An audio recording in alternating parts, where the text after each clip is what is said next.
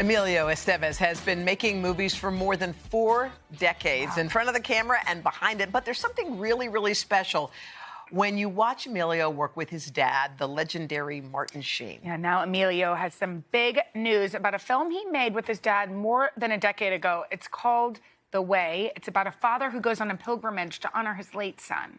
Let's watch. So how's it going for you out there on the road, Boomer? I'm Tom. You know, isn't Baby Boomer? You got all those horrible signs of that desperate generation taking its final breath, trying to screw the rest of us over one last time. Only thing missing from you, Boomer, is one of those stupid-looking ponytails and a collection of James Taylor songs on your iPod. I like James Taylor, but I don't have an iPod.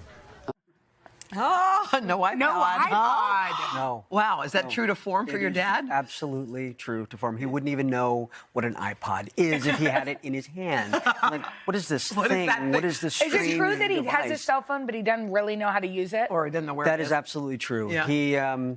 He had a flip phone up until about a year and a half ago. Oh, he was one of the last holdouts. Yes. But he probably lives in the moment, man. Yeah. We keep saying that. He does, and I think that it has sort of preserved his brain Yeah. in some ways that the rest of us are so fragmented, and he's always stays on message. And I think that a lot of that has to do with the fact that he's just not dialed into technology the way that all of us are. That's Yeah. good, yeah. So he's not distracted. Okay, we're going to talk about this movie because I'm actually obsessed with the Camino de Santiago, which it's based off of. Right. But we want to show this throwback headshot of Emilio Sheen. I'm sorry. So- Who is this man? And talk about the story behind this. Yeah. So I initially, when I started out as an actor and auditioning, really, because that's really what that headshot was for, was to be able to use something to get in the door and audition. And I didn't get in many doors. And I thought that using the name Sheen would help. And so at the time, my dad said, don't make the mistake that I did. Don't change your name. Because back in the day, in 1958, he changed his name from Martin Estevez to Martin Sheen because at the time, there was a lot of prejudice against people with the Hispanic name. Years later, in 1967, my grandfather, Francisco, to whom I dedicate the movie to, came to see him on Broadway when he was doing The Subject is Roses. He stood outside of the theater and looked up at the marquee, and my dad saw him shake his head just in disappointment. And so he never got over that. And so I think when it was time for me to sort of start making those moves and start, getting out and doing auditions, he said, if I had one thing to do over, he says, I never would have changed my name.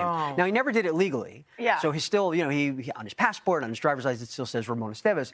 But on screen, it's Martin Sheen. However, this is the first movie that he actually has, because he's credited as an executive producer as well.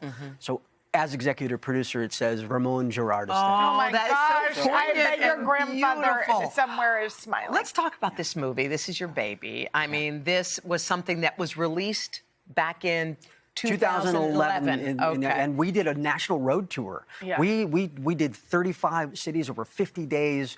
In fact, we ended here at the end of that. So we did our own pilgrimage across America to sell this movie, which was this sort of grassroots and kind of scrappy way to sell a film. And the movie picked up and started to get this following, almost a cult following. And so here we are, 12 years later, re-releasing it. It's a beautiful journey, one that you've taken, and so many others have taken it. Before the movie. Before the movie, yes. 2003 or 4, I got to hike the Camino de Santiago, which is this incredible pilgrimage. That's right. And your story has a beautiful sort of twist. It's it's a faithful pilgrimage. It is that, yeah. And one in which, in this story, a father has lost his son. That's right. But Martin's character is not really faith-driven. He's sort of a lapsed Catholic, which is unlike Martin. Martin is very devout, which is one of the things that we got into while we were filming. He's like, I have to stop at this church. I want to stop at that church. I want to weep here. I want to weep there. I said, we have to make this a bigger tent. We have to invite everybody in, not just 100%. Catholics. And so I endeavored to do that.